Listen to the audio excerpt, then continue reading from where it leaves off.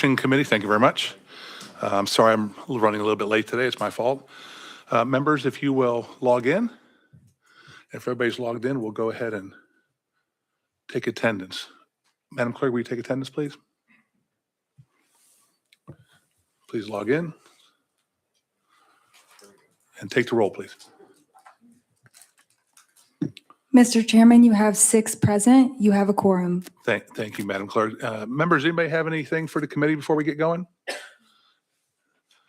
No, okay. Well, here, I'm going to kick it off right away. About 2 years ago, we have 2 presentations today. 2 years ago, I passed a bill about looking at a longitudinal study about how we deliver mathematics in the state of Tennessee. It was right on the heels of passing the Literacy Success Act. We've seen the results from that and the structure put forth in that bill on how we're going to deliver reading to our students. We're seeing really good, tremendous results in early education, and we're looking to see how that's going to matriculate through as we move forward. We may have to have conversations about middle school here shortly, but right now, elementary looks like it's headed in a very positive trajectory moving forward. But what the bill did was it tasked the Department of Education to look at a longitudinal study, not only here in Tennessee, but nationwide, on how people deliver mathematics to our students. And so we have, looks like Christy Brown's here from the department, and is it Christy Wall? Are going to be here presenting on this to our committee, and then take notes.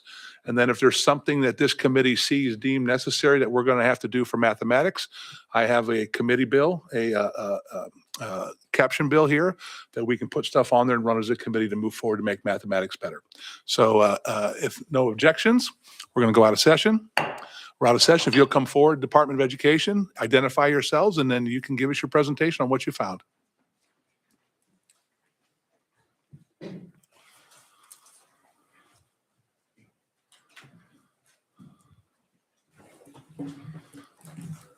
And make sure you turn your mics on. Christy, your mic's on. You're good. And one more. We got you. We got you all. All right, go ahead. I want to start by saying thank you to the committee for giving us the opportunity to present before you today. I'm Emily Cornute. I'm our Director of Legislative Affairs. And with that, I will kick it over. Hello, Christy Wall, Assistant Commissioner of Academics and Instructional Strategy for the department. Good to see everyone this afternoon. And good afternoon, committee. I'm Christy Brown, the Chief Academic Officer for the Department of Education. We're really pleased to be here presenting to you the findings and recommendations as a result of the Mathematics Support Act.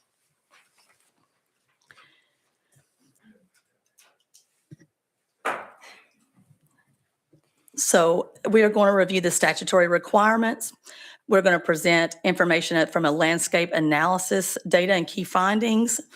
We are going to talk about the recommendations of the Math Expert Review Panel, as well as progress and next steps.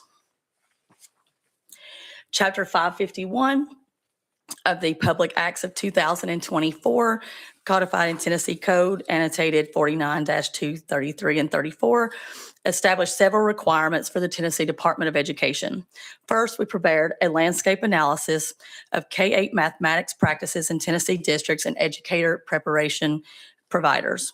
We convened a mathematics expert review panel comprised of Tennessee educators and state and national experts in mathematics to inform the department on procuring a free and optional math professional development opportunity for teachers in grades K through 8. Also, we identified, approved, and to provide a no-cost optional math professional development opportunity for teachers by the summer of 2025. And finally, develop a math-specific course in the Teaching as a Profession Career and Technical Education program of study to be available to students by the current school year. First, we're going to share some high-level findings and data from the math landscape analysis, and you all should have this report. It's also available on the department website as well. The landscape analysis included detailed data in 4 areas: current math proficiency levels, instruction intervention practices, professional development practices, and educator preparation provider practices.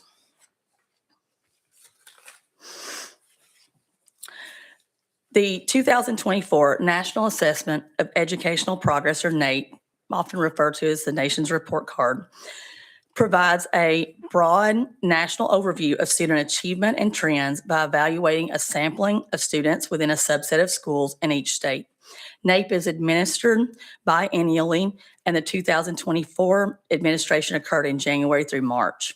NAEP doesn't directly align to state standards or assess individual student performance. However, coupled with the TCAP results, these assessments provide a comprehensive picture of student progress both nationally and within the state.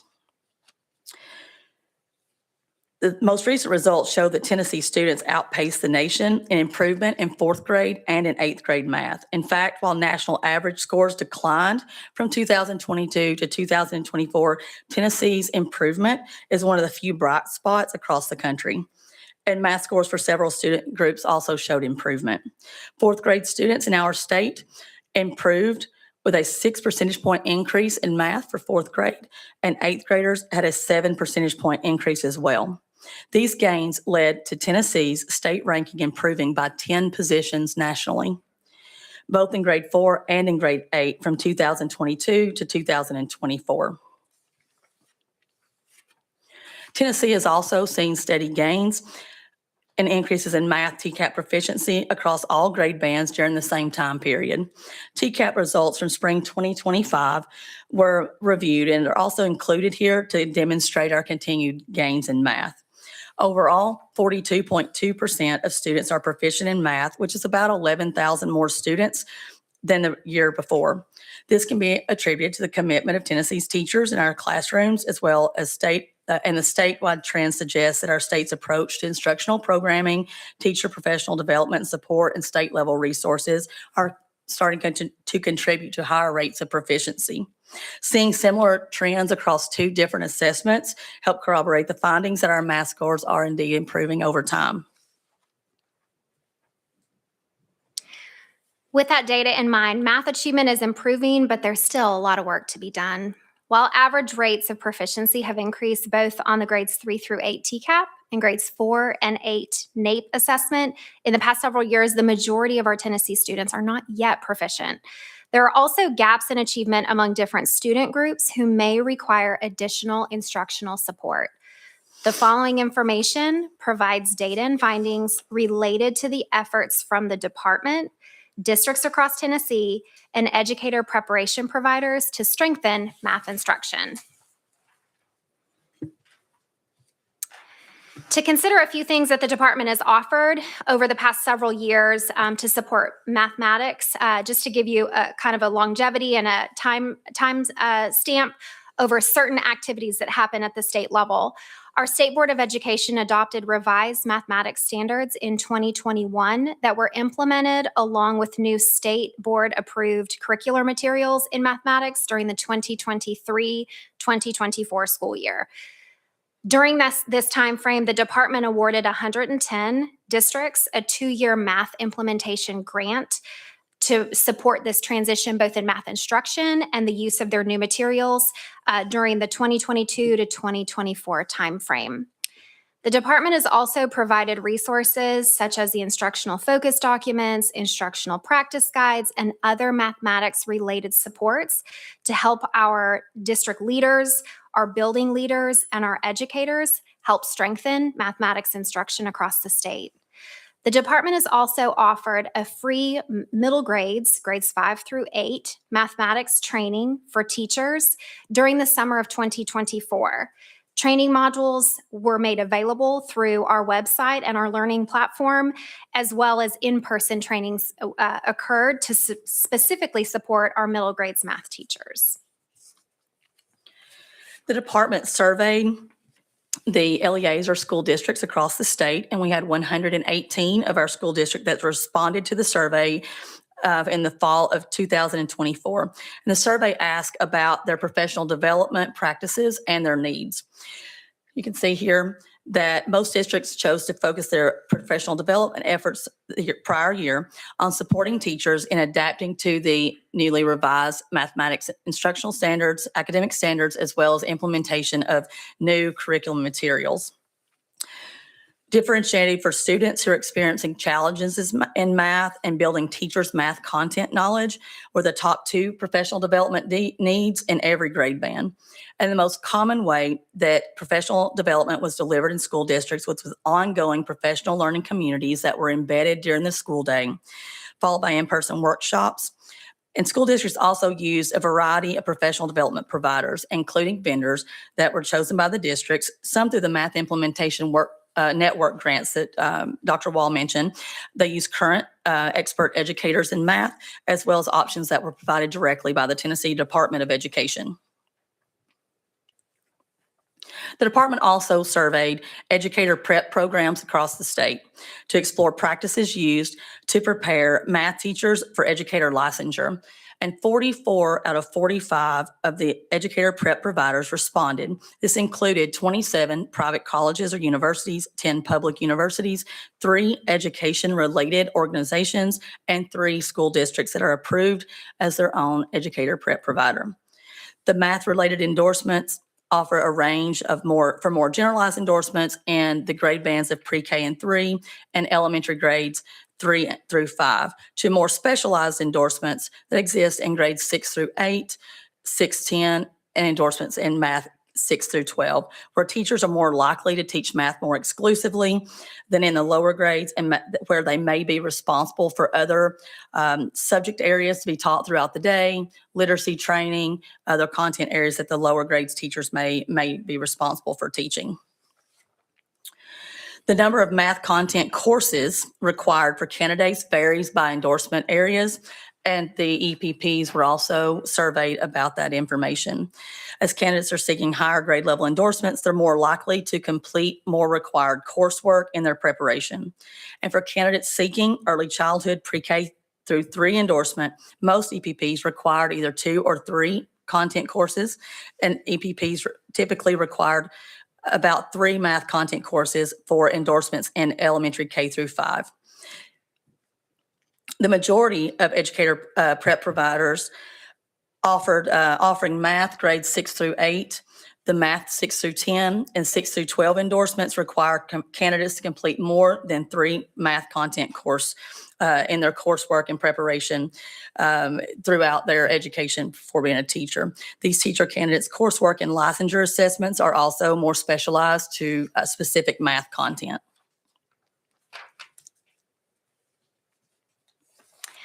All right, to jump into the math expert review panel and the recommendations that they provided to the department, just a brief overview of this function and portion of the Math Support Act that the department implemented and organized. The panel included 5 educators who represented public school districts in each Grand Division across Tennessee, as well as a charter school educator. Also included 2 Tennessee higher education professors and 2 national math experts.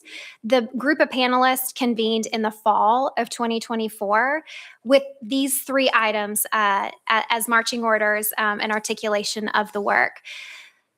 The panelists reviewed national best practices and research related to math professional development, evaluated the department's existing middle grades math training professional development course, and reviewed the local education agency or LEA survey data to identify district areas of need and for further support and considerations to be made by the department. With this information, they provided 4 key areas for recommendations to consider. Again, all of these relate to professional development and the ways in which math educators are supported across the state. Recommendation number 1 was to diversify professional development and the delivery methods utilized to expand access. That's a lot of words. To boil that down, it simply means ensuring that teachers have access to the training and content given their busy daily schedules without taking them out of the classrooms. You heard Chief Brown mention the work of the PLCs and work that's happening that's embedded in their school day, making professional development small and bite-sized so it's manageable alongside their daily practices and delivering instruction was a key recommendation by this committee. They also made a recommendation to consider a train the trainer and facilitator type model, elevating Tennessee educators to be trained as facilitators to bring content back to their schools and back to their districts and elevate their math expertise. Another recommendation was considering evergreen resources. So electronic, sustainable resources, best practices that are easily accessible and are all collected in the same area that can be utilized throughout the duration of the school year by educators.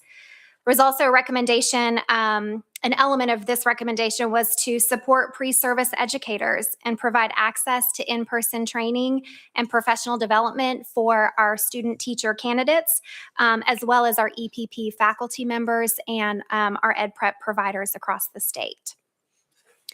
Recommendation number 2 from the expert panel included alignment of professional development to content and state standards with associated resources. These recommendations looked like leveraging existing state tools. So centralizing professional development content around Tennessee specific academic standards, and then leveraging the existing documents that the state has already used, such as instructional focus documents, as well as instructional practice guides utilized for walkthroughs. They also recommended local context and relevance. So looking for resources that were either made, generated, or created from our Tennessee classrooms and captured the work of our Tennessee educators. Also, a recommendation coming in around aligning PD content with state standards and resources included highlighting vertical alignment. This expert panel recommended that teachers become aware of not only the grade level below where they teach, but also the grade level above where they teach, so they understand the progression of learning that students must master not only at their grade level, but what they're approaching with and what they need to be able to access in the future year. Recommendation number 3 coming from this panel was to focus on research-based practices. This included a specific focus on content knowledge and building pedagogy of teachers. So making sure that prioritization is given for professional development that's grounded in research, that we know is going to work and that has evidence-based practices built into the learning that's prioritized by teachers.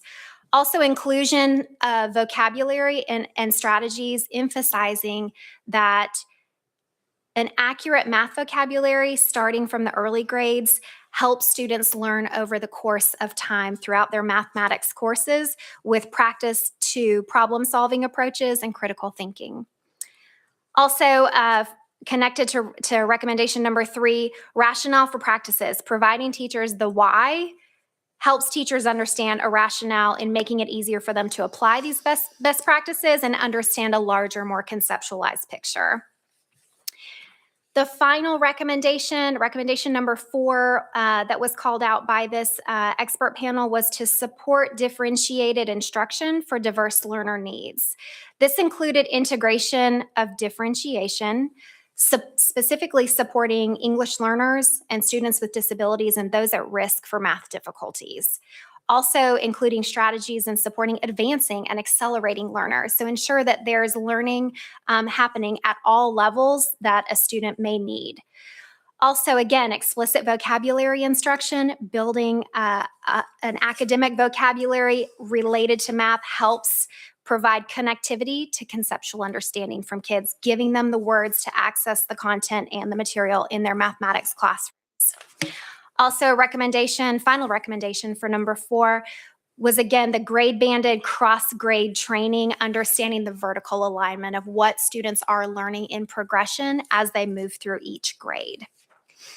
These recommendations provided direction for the department to procure at no cost an optional math training to be made available to teachers last summer, the summer of 2025. When we looked at and surveyed all of these recommendations, there was no pre-existing professional development that we could provide to teachers that met all of their needs. So therefore, the department worked to adhere to the recommendations provided by this panel and put forward professional development to offer to all K-8 math educators. This group also informed the CTE Teaching as a Profession Math Practicum Standards, so their input was invaluable and utilized in that manner as well. So Mathematics Supports Act progress and next steps. With the support of the General Assembly, we also have implemented the Math Implementation Networks, which were launched in January of 2025. This network offers districts an opportunity to participate in ongoing virtual and in-person learning and provides access to asynchronous learning modules that deeply focuses on the integration of their new materials as well as the new mathematics standards. The department recommended standards for the Teaching as a Profession math practicum to the state board in February, and they were approved on final reading in May of 2025. This course is now available for enrollment as of this year. Math proficiency has improved across all grade bands on the spring of 2025 TCAP, and the early grades math training for teachers in grades K through 4 launched in time for summer of 2025, aligned to the recommendations of the expert math panel from the Mathematics Support Act, and is available as asynchronous modules and learning online for educators. In terms of next steps, the department has already outlined and articulated development in several areas. The work of kindergarten through grade 4 mathematics fluency guidance and learning activities for our youngest learners. Those will be at-home and classroom connected resources to help build fluency with our youngest learners, math facts, number sense, things that are the fundamental and foundational building blocks for our youngest mathematics students. We also will be providing in-person K-8 math training this coming summer. This will be provided throughout the session. The summer sessions will be provided by Tennessee educators across the regions and will be facilitated in person this coming summer. There will also be the launch of an Algebra 1 training, which was created to build the capacity of middle school teachers to satisfy the employment standard, to increase the number of teachers qualified to teach Algebra 1, and provide access to advanced coursework for middle grade students. The department is also committed to reinforcing research-based strategies and investing in best practices that lead to the progress that have led to the progress to date, as shown and measured by NAEP and TCAP data, and will remain and maintain and support student achievement across the state. We know that strong K-8 mathematics instruction is critical to Algebra 1 success as well as post-secondary success for our students. Tennessee academic standards lay out a clear instructional hierarchy. Students thrive when they are taught with direct and explicit instruction and supported by repeat and purposeful practice of procedural and conceptual concepts, leading to fluency and the automaticity that we know that they need to build from one set of standards in a grade level to the next. Early intervention is important, as well as accelerated learning for those students who are ready to progress. Expanded access to advanced coursework creates pathways where every student can be successful. High quality instructional materials paired with strong educator preparation and ongoing professional learning for educators, like that outline from the Mathematics Support Act, create coherent and aligned math experiences. And finally, we know that students achieve more when families are engaged and when all of the parts of the system, from educator prep programs down to the classroom, engagement from those parents, are aligned in support of high expectations for our students. And finally, I want to thank the General Assembly and this committee again for the opportunity to present on this, and also for your continued commitment and investment in mathematics instruction. This will place Tennessee as a national leader as students continue their upward trajectory in math proficiency. Every student in Tennessee will be ready to succeed in college, career, and their military pathways. Thank you. Members, any question? Representative Reedy.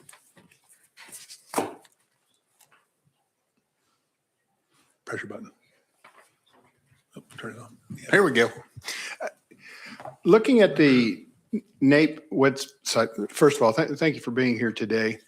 And I'm looking at the 4th grade mathematics, and it lists the 5 top states: Massachusetts, Florida, Wyoming, New Hampshire, Utah, North Dakota. It has Tennessee in 12th. This brings a question to my mind, and I keep looking on the website, and it looks like Massachusetts, just about everything, and NAEP, they're the leader.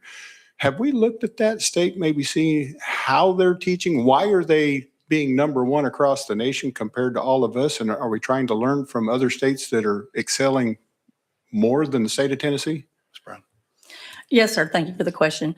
I know that our math expert review panel did look at other states, and it is included. There are some of the things included in that report, but they did look at other states and what has been their ways of instruction. We also looked at some of the most, in Tennessee, some of our most effective math instruction and the proficiency rates with the highest proficiency rates in Tennessee, and studied what they're doing that other school districts can learn from and implement those same strategies for Tennessee success. Thank you, Mr. Chairman. Of course, my wife's an educator, and every year that we come back, she'll say, okay, maybe we get a new governor, let's say. So education gets dumped on its head, and then we rewrite, and then we ask all the educators, okay, this is what we're going to teach and how we're going to teach. And she said, will you please just go up there this legislative session, these 2 years, and when you pass something, leave it alone for a while. Let's see if it'll work before we go and change it. And of course, I got here with Common Core and all what was happening there. But that's not only preaching to the choir, but also to the committee members. It's like, okay, when we pass stuff, we need to, I would applaud the chairman and the state for our success that we're having now. But a lot of that is, let's be cautious in changing anything, and let's give some of this stuff time to soak in and see if, we're all, no matter what state, we're all teaching kids mathematics. And if we're building on something, and yes, I agree that it's very important that we, the parents, get involved with our kids' education. And I think it's amazing, some kids that my kids went to school with, other parents' children loved mathematics. So my kids would just gravitate towards them to get the help that they need, because a lot of times it's peer groups, we learn the fastest. With me going to school as well as to Austin P, it was always, I looked for a student as well.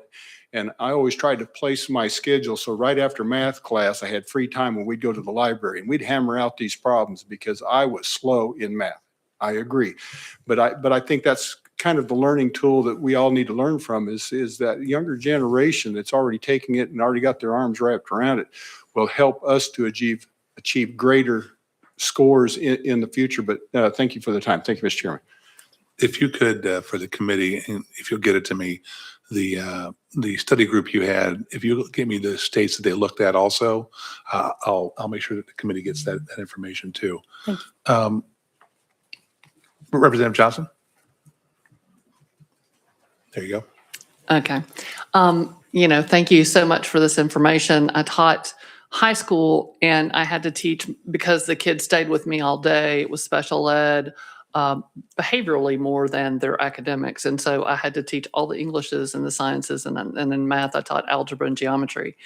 And when it came to professional development, it was sorely lacking in math. And that is where I needed probably, or wanted, the most professional development. So it's nice to see that that was largely addressed when they did the study, and then as far as outcomes of the study, because I really feel like that was an area that was lacking when I was there, especially for those upper level maths. I think one of the things with a lot of kiddos, a lot of folks who teach math, they know it so well backwards and forwards, it's hard for them to teach it to someone who struggles, because they don't understand what it's like to struggle in math.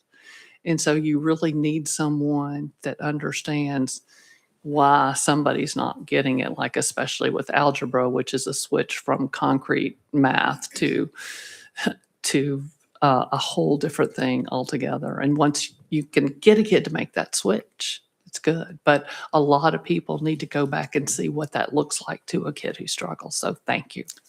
Ms. Brown, anything? Sure. We do have like an Access for All learning network that we focused on math with our special educators over the last 2 years. And in addition to what was been presented today, our English learners, we've done a crosswalks document for every grade level for mathematics and academic standards, and a crosswalk to those English learner developmental standards. So that we've done that. Those are published and ready to go. And it's one thing to publish publish it, but it's another thing to go out and support these districts and really implementing that work. So thank you for that. Representative Hurt.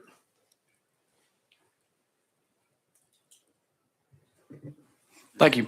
And thank y'all also for being here. I kind of have a two-part question. At the beginning, I saw those graphs and the improvement looked really good, impressive. Obviously, plenty of work left to do.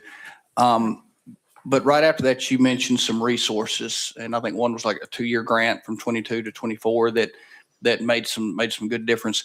My first part of the question would be, are there, and you may have said it in the recommendations and I missed it, but are there any resources that are maybe going away that we need to maintain in place, whether it be the grants or any resources that we put in place that, again, may be phasing out, that we need to consider keeping in place to continue that growth that we saw on those graphs? And then I'll have a follow-up, Mr. Chairman. Thank you for the question. Those grants, those particular grants have expired at the end of 2024, but we did launch the Math Implementation Networks in January of 2025. It is, I can have Dr. Wall to describe the differences there in those, but we have, with the ending of the ESSER funds and those network dollars going away, like you mentioned, we have put in another network in place that is not as specific to each district, but we do have regional convenings and lots of opportunities for districts to engage and have high participation in those. Yeah, so to answer your question, the Math Implementation Network is designed as a professional development resource and opportunity for district leaders and school leaders to engage in ongoing professional development related to mathematics. The difference between the math implementation grants is that districts were given funds to work with at the local level to procure a vendor, to support their specific instructional material adoption, and kind of setting a mathematics vision, moving into the onset of new standards and new instructional materials. Whereas the Math Implementation Network, it's an open network.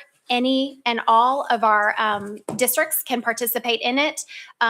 We get together quarterly during the course of the school year in person, and then there's also virtual touch points with leaders that can bring questions, common problems of practice, and really work together to help one another solve for specific problems that districts are working on and working through. So to answer the other part of your question related to resources, the department facilitates a website. It's a resource hub and a training platform. It's called Best for All Central. And we have a mathematics collection page. So we, our academics team at the department saw what great investments were happening, through ESSER dollars and funding, that was more than what we had anticipated working with. But we knew that at some point those funds were going to go away. So the work of Best for All Central and the use of that platform is really codifying those resources so they're still available. The tools, the guidance documents, the PLC guides to support schools and districts, all of those are on our website. And there's lots of asynchronous learning opportunities, which comes at a much lower cost, to the department to manage and operationalize.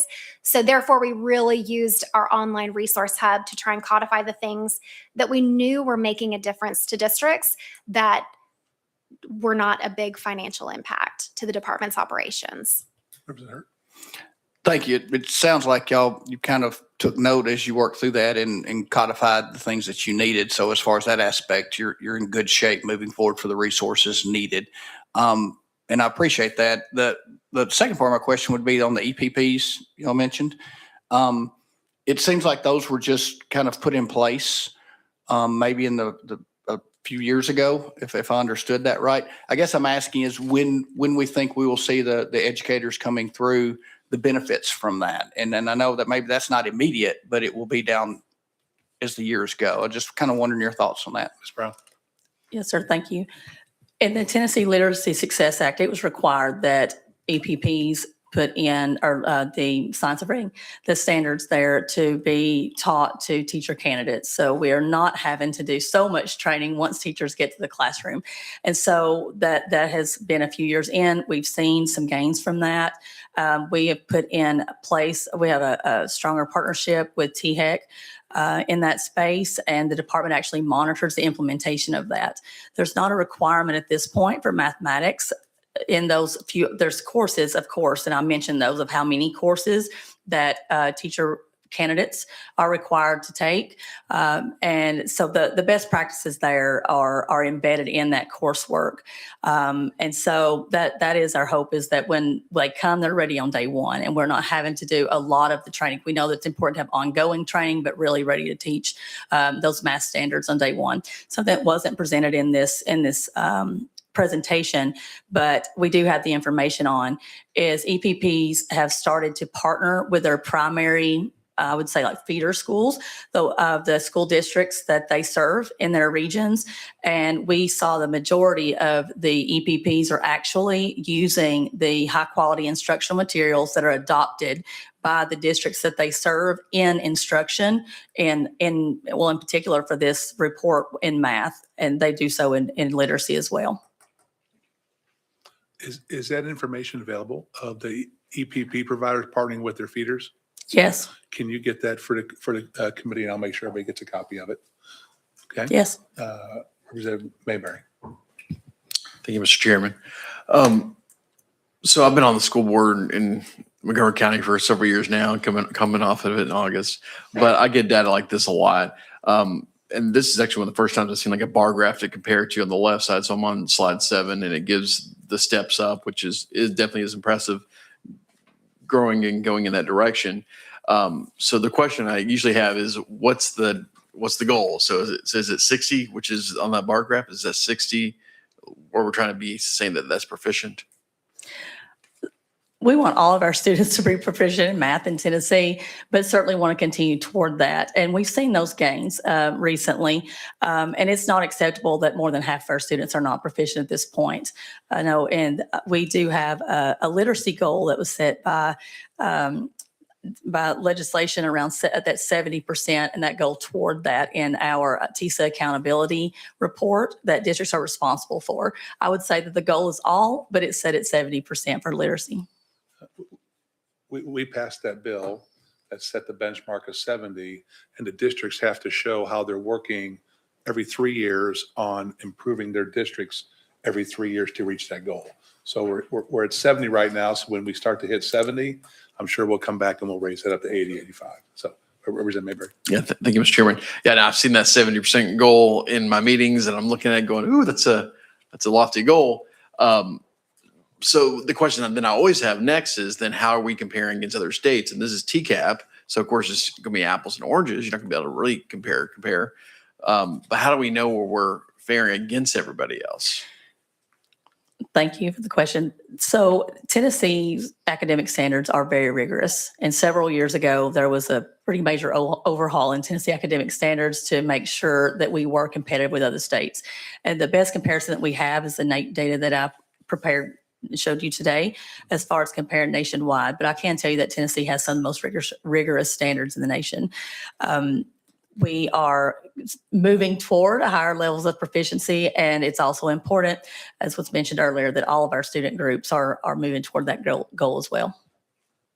Go ahead, follow up. Just one last one. I may not have this. I may not be looking at the right thing, because I know he's looking at something I haven't seen yet. But is anybody at that 70% mark? Any other states? Or is anybody at that place? There are. Okay. At the end, and I can send this to you as well, just for convenience, but at the end of our mathematics support Supports Act report, we do have a list of every school district and their proficiency levels, the curriculum that they have adopted, as well as other information by school district. For your convenience, I'll have that sent to you. All right. Thank you. Mhm. Members, any other questions? I deeply appreciate you guys coming to present this. It looks like we're headed once again in the right direction with all these supports for our teachers. If you'll get those information that we've asked for as a committee, and I'll make sure it gets to the members of the committee. We really appreciate you coming today. Thank you. Thank you for the opportunity. Members, next up, we're going to have Excel and Ed. Give him 1 second, and then we'll let you come up here and sit down. This is going to continue on with mathematics, and then next week, we're going to have SCORE and Tennessee Can will present to us, finishing up mathematics on the landscape of what it looks like in Tennessee. Excel and Ed, come on up and introduce yourself if you would.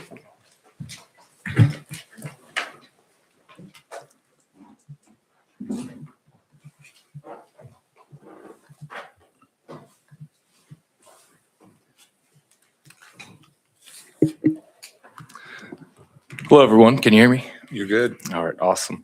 Good afternoon. My name is Tim Flatley with Excel and Ed, which I'll share in a minute. I want to say thank you, Chairman Subcommittee and members of this subcommittee for allowing me to present today.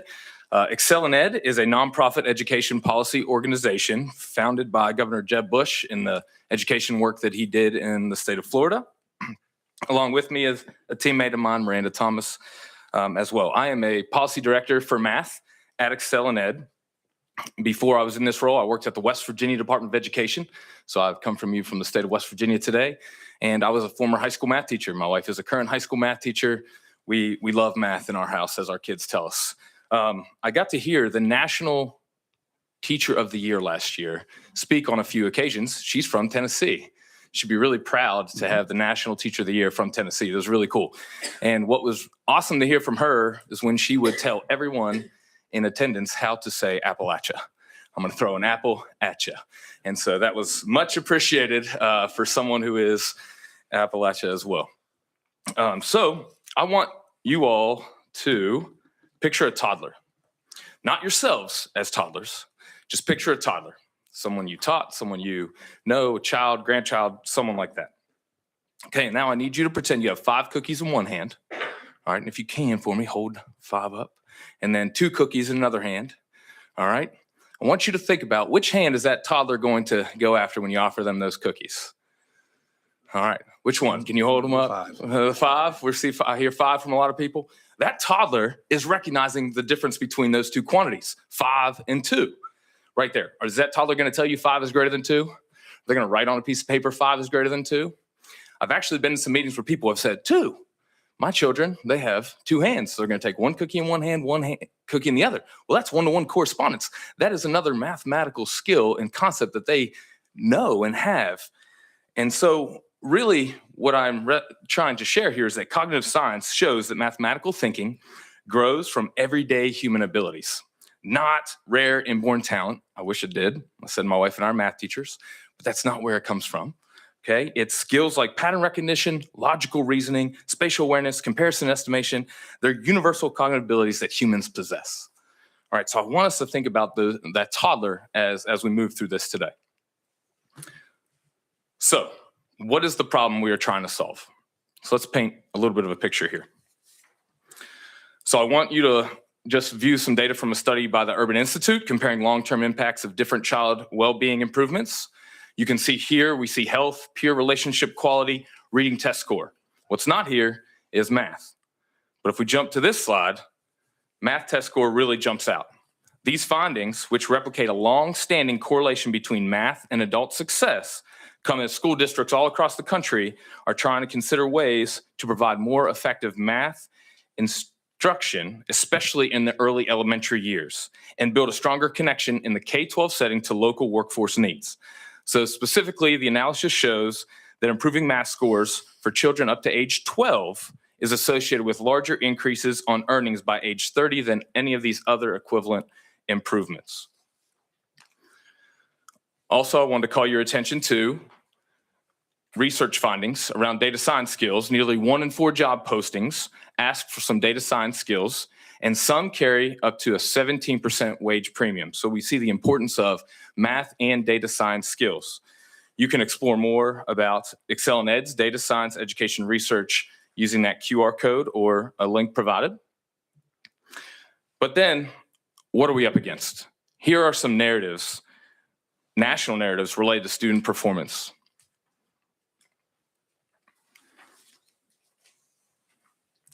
So we heard about NAEP.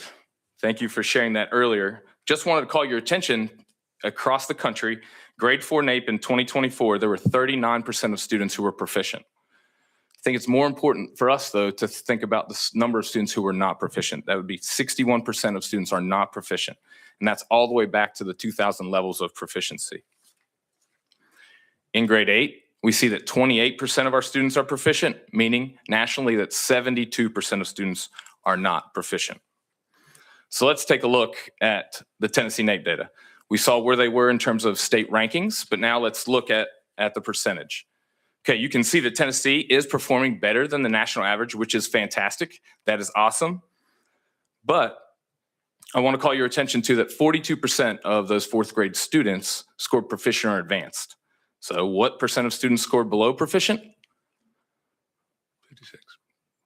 58% of students. And then 59, depending on the estimations they use in this, they say 58 to 59% of students struggle with these math concepts. And here are those grade 4 math concepts. Reading data using a pictograph. So those are pictures representing data. Solving a multi-step story problem. Identifying a figure that is a polygon. Comparing data in 2 bar graphs. Now let's look at 8th grade. We see Tennessee, once again, great things are happening here in Tennessee. You're scoring above the national average on NAEP, which is fantastic. But let's take a look at, if 31% of the 8th grade students are scoring proficient, then we're seeing 69% of students are not proficient. Okay. Recently, Excel and Ed has some polling data that indicated that ensuring every child is at grade level in reading, math, and writing is a #1 priority across polling groups. So we saw that math and data science skills are very important for future success of students. We see that we're not really where we want to be, and we see this as a priority and an opportunity for the polling is ensuring that every child is at grade level in reading, math, and writing. So how are we trying to solve it? So I want to share a little bit about Excel and Ed and what we're doing related to math policy. So we have a comprehensive math policy fundamental principles. We have 11 fundamental principles broken into 4 categories. Those categories are support for educators, assessment and parent notification, instruction and intervention, and ensuring Algebra 1 success. So recently, Excel and Ed developed Math Matters, which is a new digital playbook designed to help states strengthen K-8 math policy and improve student outcomes. This is a 50-state scan plus DC of policy that offers state-level insights and evidence-based solutions. So what we noticed across the country, there's room for improvement nationally. Let's take a look at Tennessee's scan. So if you look, this is just a screenshot of the Tennessee scan. We see that 8 of the fundamental principles received a partial implementation rating and 3 principles received a red rating. Red does not mean bad. Red means the policy does not exist. And Tennessee is actually doing very good things related to math education. I think we just heard a lot of examples of that. But the scan indicates, as they mentioned, there is room to grow. So I'd like to take a minute and talk to you about these fundamental principles and those ratings for Tennessee that you'll see here. So first is that educator preparation program alignment. It's not in policy. And so that's what they sort of mentioned at the end. Literacy and the science of reading, that push is required by those teacher prep programs, but we're not seeing that same prioritization of math being a part of those programs. Elementary math coaches, that's when you have job embedded math coaches going into classrooms helping teachers provide the best instruction possible. That is not in policy. A yellow meant that there's partial implementation. We just heard about all the wonderful things going on with math professional development in Tennessee, and that's ongoing. And so we're looking for ways to continue to grow that so we reach full implementation. Assessment and parent notification, we're K-8 universal screening and progress monitoring. This is having screening over the course of the year so we see that students are moving forward in mathematics, and those who are not, those who are struggling with math, they're receiving necessary interventions to help move them forward. We also think that a valuable partner in that process is a parent. So parent notification that's very timely, so they're aware of how their student is progressing, is something that's essential to see students move forward. Math is taught for at least 60 minutes a day. This is an area where the Tennessee Department of Education provides guidance of 60 minutes of math instruction per day. District adoption of high quality instructional materials. The Tennessee Department of Education is also promoting the use of high quality instructional materials in classrooms by educators, which will support students in those environments. Individual math plans is also something here. That's where you have a specific math intervention plan given very timely for those students who are struggling, and you get stakeholders involved, other educators, and a parent to know exactly how they're going to help intervene for a child to help them move forward. And then parent math at home plans. We saw some evidence of the Tennessee Department of Education providing resources and supports to parents at home. So I wanted to briefly Mr. just highlight those. Yes. Okay, question for you real Sure, quick. sure. What does yellow mean again? Yellow is partial implementation. So there's things either the department's doing or that is in policy that is, it's just not fully aligned to what we have defined these principles to mean. So And red is, there's just no policy in those areas. but it still could mean it's being implemented, it's just no policy. Correct, Okay, correct. right. Yes, yes. This is not an evaluation of the Department of Ed, it's evaluation of what policy is in place. Got it. Okay, Yes. thank you. Yep. Go on, continue. All right, thank you. Ensuring Algebra 1 success, I just want to spend just a minute talking about guaranteed access to advanced math. So this is automatically enrolling students who are demonstrating they're ready, mathematically ready for advanced math. And so I'm going to spend a brief moment talking about some data. And so thinking about students getting access to the math they're ready for, how can we provide those opportunities? Well, this is actually State of Texas assessment of academic readiness data. And I want you just to pay attention to the first quintile and the second quintile. The first quintile is the highest 20% of performing students. The second quintile is the next highest group of performing students. This is their 5th grade math assessment. Before they had an automatic enrollment policy, you can see the number of students in the second quintile who were Black and Hispanic actually had a better chance of having access to 8th grade algebra than if they scored in the top 20% in 5th grade. Now, when the opt-in question that was happening in Texas is, would you like to be in algebra in 8th grade? Well, then they passed an automatic enrollment policy where students who were demonstrating proficiency on that state assessment were automatically enrolled into that course. And look at the change in data that occurred when that was implemented. What's the policy in Tennessee right now? Oh, can I share that in just a All right, second, go ahead. Chairman? All right, Thank go you. ahead. Thank you. So this is, you'll see that this helped raise the bar for all demographics, which is fantastic. And there's just a slight change in this question. It's you're doing well. You should be in 8th grade algebra. Does that sound okay? All right. So now let's talk about Tennessee. So Tennessee is yellow with guaranteed access to advanced math because districts can opt out if they don't offer the advanced math. So it's there, it's just not fully there because districts have the ability to opt out. So this doesn't permit all students who might meet that automatic enrollment criteria the opportunity to take advanced math. So a district has the ability to prevent a student. It's my understanding that a district has the ability to opt out if they don't offer the advanced math. And if Ms. Brown, is that a thumbs up? Is that correct? If they don't offer it, then it's not going to be offered to any student. Okay. So where this policy has passed across different states nationally, it has received bipartisan support. This policy uses summative exams that are already in place with little to no cost to enact and implement. And I think we noticed that they're working on getting more teachers certified to teach Algebra 1 and know that content in middle school as an initiative at the department. And then it's common sense to guarantee access to advanced math for those students who are demonstrating they're mathematically ready. And so we are helping these students thrive so they can give back to the economy and the workforce. And now I want to call your attention to our last fundamental principle, take and pass Algebra 1 no later than grade 9. We've seen years of push to accelerate Algebra 1 into earlier grades, but no research has definitively proven that taking Algebra 1 in 7th, 8th, or 9th grade is universally beneficial. Instead, the consensus across multiple reports is that the student should take Algebra 1 only when they're mathematically ready. And so this is a policy that helps kind of continue to support automatic enrollment when those students are performing and are academically and mathematically ready. I just wanted to just give a couple of examples of states who have adopted comprehensive math policy.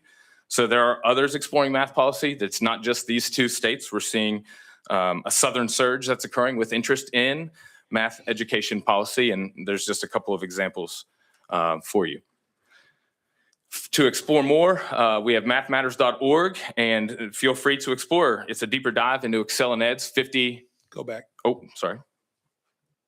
Just hold it for a second. Okay. Yes. Yes, sir.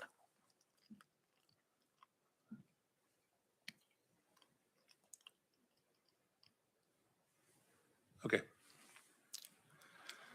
So feel free to explore mathmatters.org for a deeper dive into Excel and Ed's state math policy scan, individual state policy reports, evidence-based resources, and model math policy to improve student outcomes, including that toddler who came to mind earlier. So I want to thank you very much for the opportunity to speak with you all today, and let me know if you have any questions. Mr. Flatley, I'm going to start with you right now. So tell Yes. me about the automatic enrollment. Tell me how that works.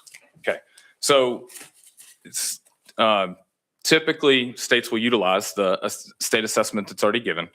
And it's different states have different entry points for students in middle school. So a lot of states we're seeing advanced math at 8th grade algebra 1 as an option. So they might have, based on a score on that 7th grade assessment, they will then automatically enroll, if that student meets that criteria on that state assessment, automatically into that 8th grade course for algebra 1. And so states can think about how they might want to compact courses to ensure that students, they talked about the robust standards that exist in Tennessee related to math, how they can ensure that students won't miss any content. There's some things that the state and schools and districts can do to support that student as they move to that. And we want to make sure that there is intervention and opportunities for students if they get there and they start to struggle, that they have extra supports. But you're using a statewide summative assessment score demonstrating math proficiency. And it's good that it's aligned to the NAEP. We see the NAEP as that national benchmark. So ensuring that there is a common alignment to NAEP based on that Tennessee assessment. Thank you. Members? Anybody? You did a great job. I appreciate it. Thank you very much. Thank you for coming today. Appreciate it. You're good. Members, any questions for the committee? Make sure we get that information provided to us. If there's any information Excel and Ed wants to get to us as a committee, make sure we get it. That one Alabama stuff, the one I paused on, if you'll make sure we get a copy of that, I would appreciate that too. Members, next week we have SCORE and Tennessee Can. They're going to continue to talk about mathematics and how we are in Tennessee. And then obviously get ready to start to handle bills. Carly will make sure that we have a good landscape of what we have coming at ours. I would advise you, with the possibility of weather, I would make sure you get your bills in as quickly as possible. So without objection, we are adjourned. Thank you.